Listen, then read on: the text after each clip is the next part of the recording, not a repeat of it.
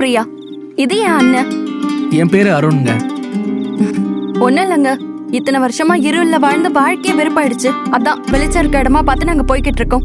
வாழ்க்கையில எப்ப பார்த்தாலும் துக்கம், வேதனை, நோய், கடன் பிரச்சனை. இந்த இருள்ல நிம்மதியே இல்லைங்க. அங்க சின்ன சின்னதா வெளிச்சம் இருக்கு. ஆனா எங்களுக்கு தேவை ஒரு நிரந்தரமான வெளிச்சம். அங்க வெளிச்சத்துல ஃபுல்லாவே சந்தோஷமான வாழ்க்கை தானா? அதான் நாங்க அதை தேடி போயிட்டு இருக்கோம். சரி வா, அங்க ஒரு வீடு இருக்குல்ல, அங்க போய் விசாரிச்சு பாப்போம். ஓகேங்க, எங்களை அப்படியே ஃபாலோ பண்ணிக்கோங்க. என்ன நடக்குதுன்னு பார்க்கலாம். போலாமா?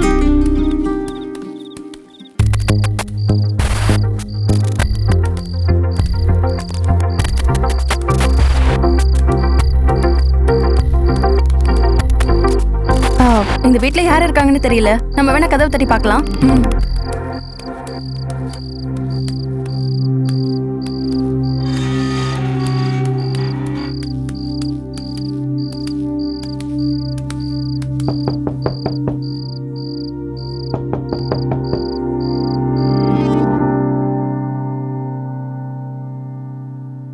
அக்கா, நாங்க ரொம்ப நாளா வெளிச்சத்தை தேடி நடந்துகிட்டு இருக்கோம்.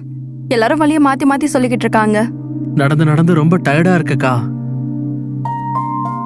வெளிச்சத்தை பார்க்கணும் அதானே? ஆமாக்கா. சரி, உள்ள வாங்க.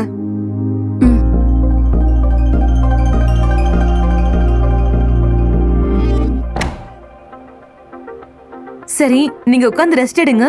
இப்ப மணி 5 ஆயிடுச்சு. இன்னும் 1 ஹவர்ல விடிஞ்சிரும். நாம அப்புறம் வெளிச்சத்தை பார்க்கலாம். சரியா? எனக்கா சொல்றீங்க? இங்கே வெளிச்சம் இருக்கா?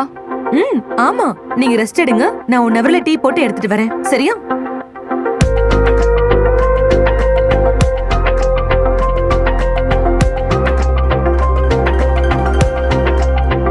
நல்லா இருக்குல்ல? பாத்தீங்களா ஃப்ரெண்ட்ஸ், இவ்வளவு வருஷமா நம்ம தேடிக்கிட்டு இருந்த வெளிச்சம் இங்க இருக்குன்னு சொல்றாங்க. சோ வெயிட் பண்ணுங்க, நம்ம எல்லாரும் சேர்ந்து வெளிச்சம் எப்படி இருக்குன்னு பார்க்கலாம்.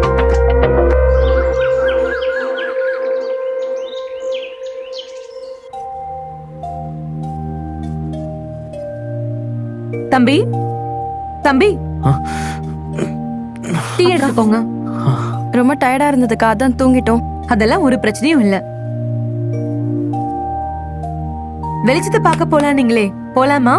அதுக்குள்ளேயே வெளிச்சம் வந்துருச்சா? எங்கக்கா? வாங்க போலாம். வாங்க.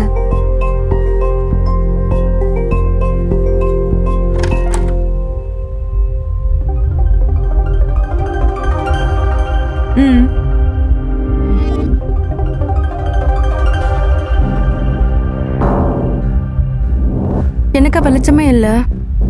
எதுக்குக்கா எங்களை எப்படி ஏமாத்துறீங்க? இந்த வெளிச்சம் உங்க கண்ணுக்கு தெரியல? எப்பவும் போல இருளாதான்க்கா இருக்கு. சரி வாங்க. உங்க குடும்பத்துல ஏதாவது கடன் பிரச்சனை இருக்கா? ஐயோ, கடன்ல தான்க்கா எங்க குடும்பமே ஓடுது. அடிக்கடி நோய் ஏதாச்சும்? அப்பா அம்மா 2 பேருக்குமே சுகர்.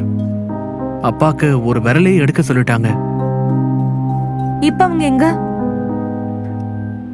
எங்க கூட தான் கூப்பிட்டோம். எங்களுக்கு இந்த இருளே பழகி போச்சு, நாங்க வரலன்னு சொல்லிட்டாங்க. ஓ சரி, அப்ப வாழ்க்கை முழுசுமே துக்கம், துயரம், வேதனையா இருக்கா? அக்கா, உங்களுக்கு ஜோசியம் பார்க்க தெரியுமா? அப்படியே சொல்றீங்க. ஜோசியெல்லாம் ஒண்ணும் இல்ல பிரியா. இப்போ வாழ்க்கையில இருக்கிற துக்கம், துயரம், நோய், கடன் பிரச்சனை எப்படியாவது இருள் நீங்கணும்னா அதுக்கு ஒரே ஒரு வழிதான் இருக்கு. அக்கா, அதான்க்கா வேணும். எனக்கா வழி சொல்லுங்கக்கா ப்ளீஸ். இயேசு கிறிஸ்து, இந்த உலகத்தோட ஒளியே அவர்தான். அவரை ஏத்துக்கிட்டா உங்க வாழ்க்கையில இருக்கிற இருள் தானா போயிடும். அது எப்படிக்கா?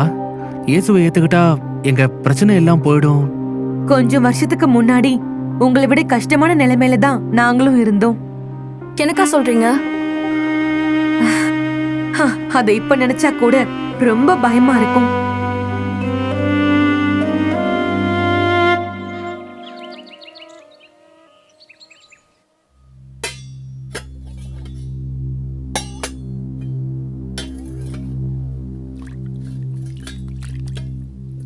வெறும் சோறு மட்டும்தாங்க இருக்கு.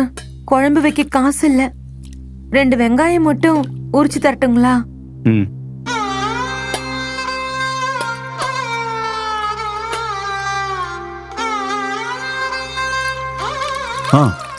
போதும்மா.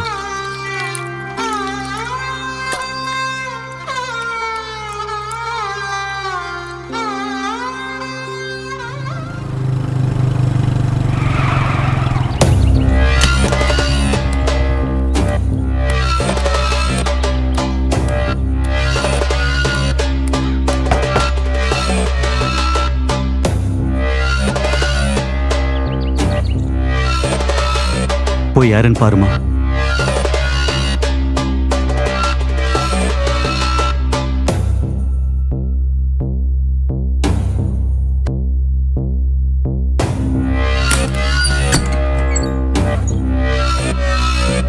என்னம்மா உன் புருஷனை எப்ப வந்தாலும் பார்க்க முடியல?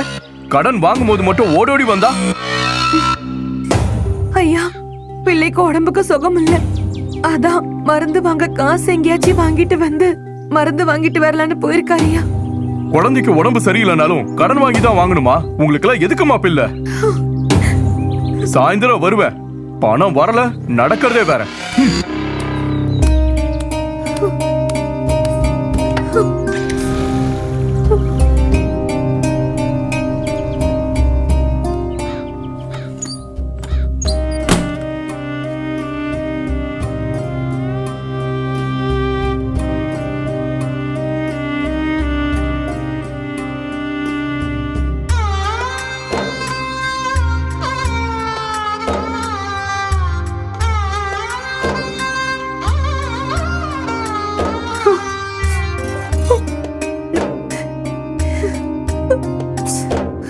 அந்த நிலைமையில இருந்து இப்போ இப்படி நல்லா இருக்கீங்களே, எப்படிக்கா? அதான் சொன்னேன்ல, இயேசு.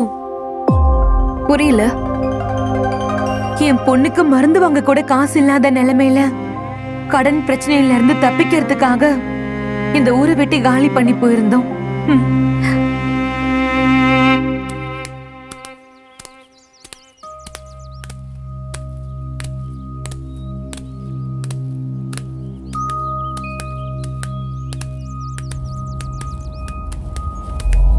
ஐயோ பாப்பா, ஐயோ, பாப்பா, என்னமாச்சு? என்னமாச்சு? பாப்பா கழுவுமா. ஐயோ செல்லமே, என்னாச்சு? இருமா, நான் போய் தண்ணி எடுத்துட்டு வந்துடுறேன். இரு. பாப்பா கண்ணு தர. எந்திரிமா, எந்திரி. பாப்பா, பாப்பா. இந்தாம்மா, முதல்ல தண்ணி குடு. தண்ணி குடுமா. அம்மா இந்த சார் பாத்துமா. பொறுமையாம்மா. பாத்து பொறுமையா. பாப்பாவுக்கு என்னாச்சுமா? மா, பாப்பாவுக்கு என்னாச்சு? குழந்தைக்கு உடம்புக்கு சுகம் இல்ல, மருந்து வாங்க கூட காசு இல்ல.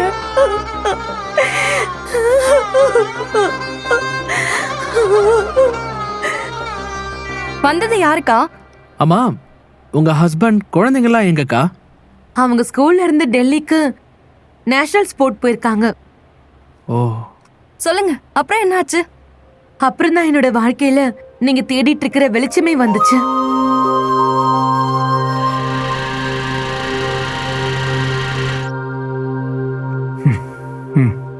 உங்களுக்கு நல்ல வேலை எதுவும் கிடைக்கலையா பிரதர்? நான் கொத்த வேலைக்கு தான் சார் போறேன்.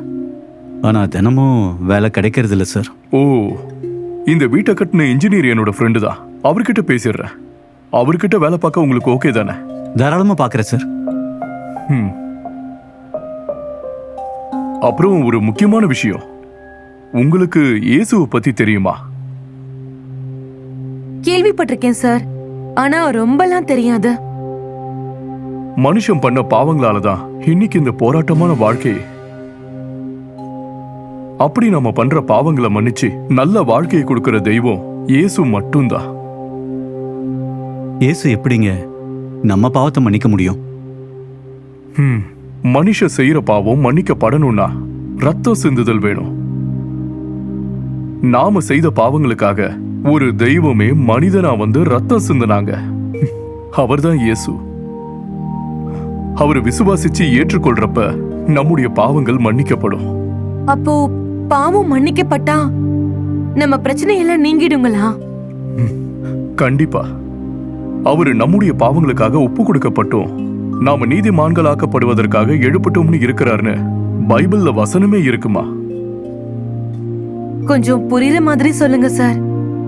அதாவது நம்முடைய பாவங்களுக்காக அவர் பலியாகிறார். அப்புறம் உயிரோட எழுந்ததுனால நாம பாவம் இல்லாம நீதிமான்கள் ஆகிறோம். அவர் உயிரோட எழுந்தார்னு கேள்விப்பட்டிருக்கோம் சார். அதனால நாம நீதிமான் ஆகிறோம். வேற என்ன சார் கிடைக்கும்? மதித்தோர் உயிர் தெழாது விட்டால் கிறிஸ்துவும் எழுந்திருக்கவில்லைன்னு பைபிள்ல ஒரு வசனம் இருக்கு. அதாவது அவர் உயிர் தெழுந்ததுனால நாம நீதிமானாகிறோம். அதனால நாமளும் உயிர் தெழுவோம். அதுக்கப்புறம் நமக்கு மரணமே இல்லை. சந்தோஷமா அவரை ஏத்துக்கோங்க. இப்ப இருக்கிற உங்க நிலைமை கூட தானா மாறிடும். Okay sir. கண்டிப்பா சார்.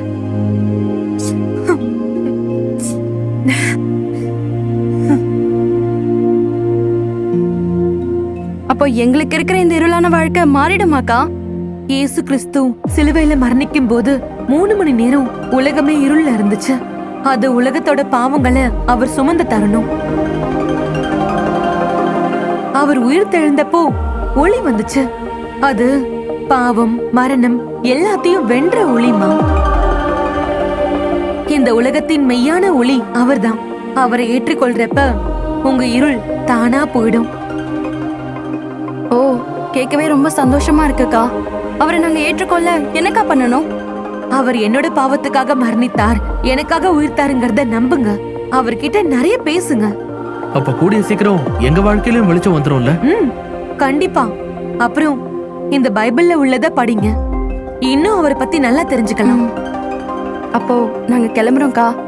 வெளிச்சமான வாழ்க்கையை தேடி பல வருஷம் அலைஞ்சிட்டோம். ஆனா இப்போ இயேசுதான் வெளிச்சம்னு நாங்க தெரிஞ்சுக்கிட்டோம். அக்கா, அப்புறம் உங்க ஹஸ்பண்ட் என்ன பண்றாருன்னு சொல்லவே இல்ல. கன்ஸ்ட்ரக்ஷன் நிறைய வீடு கட்டி வித்துட்டு இருக்காரு. நிஜமாவே நீங்க வெளிச்சத்துல தான் இருக்கீங்கக்கா.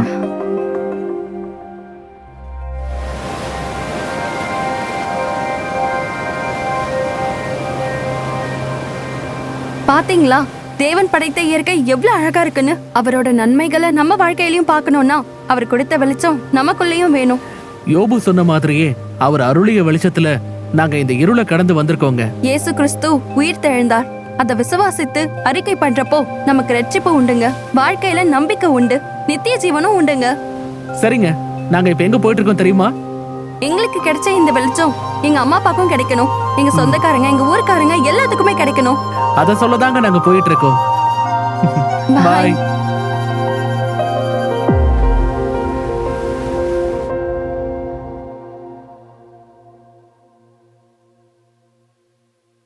மேலும் விவரங்களுக்கு இவாஞ்சல் OTT இயேசு விடுவிக்கிறார் ஊழியங்கள் 4 மாவடி 628211 தூத்துக்குடி மாவட்டம், தமிழ்நாடு 9128651000 info@evangel.stream.